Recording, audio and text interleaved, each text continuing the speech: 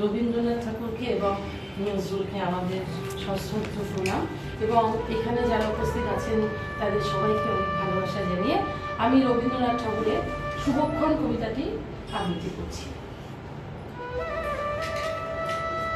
উপমা। রাজার দুলাল যাবে আজি মোর ঘরের সম্মুখ পথে, আজি এ প্রভাতে গৃহ কাজ রয়ে রহিব বল কি মতে।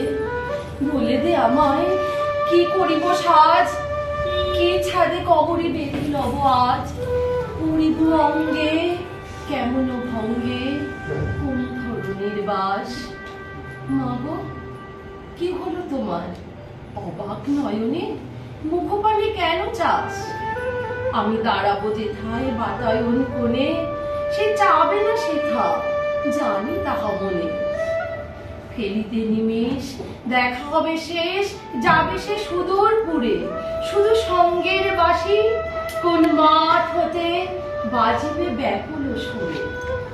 তবু রাজার দুলাল যাবে আজি মোর ঘরের সম্মুখ পথে।